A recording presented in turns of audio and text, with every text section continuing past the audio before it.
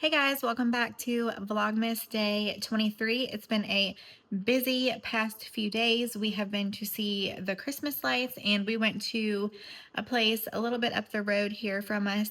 It's actually in Ohio and it is gorgeous. It's like walking through a Hallmark movie. So I did take some videos of that and I'll insert the footage into this video. And then yesterday we ended up doing our pillows with the little handprints. Those turned out super cute. I just have to get those stuffed and sewed up. And then I did end up trying the smoker out yesterday, and the chickens that we put in were the ones that we processed ourselves over the summer, and they're not super huge birds. And I think it was like max supposed to take 3.5-ish hours, if that, like I said, max. And it was like 5-6 hours later, and I'm like, what's going on? We couldn't get the temperature of the bird to go over like 140, 145. So I had to finish it off in the oven. So I actually was talking to a friend about it, and she was like, yeah, we always had to end up finishing our meats off in the oven.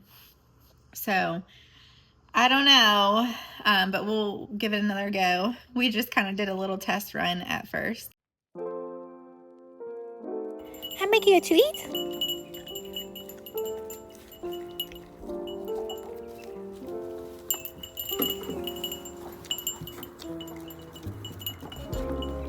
Oh, you like that?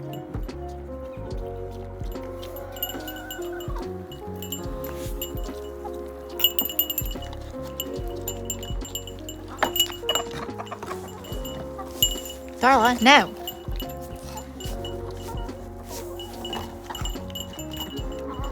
Oh, you like those? Piper! Oh, it's down there. While I had the molasses out, I did make some treats for the goats, but we are actually going to get started on making some delicious maple glazed gingerbread cookies. They are so good. I'm going to add the recipe in the description box below. I love so much when I find a recipe and it just hits the spot and is so perfect, and I will share it with you guys every single time. I made these last year and they were so good, so I'm making another batch of them this year.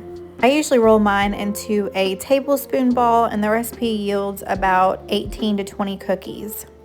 After these get done baking, we're going to make a delicious maple glaze and dip half of the cookie into them.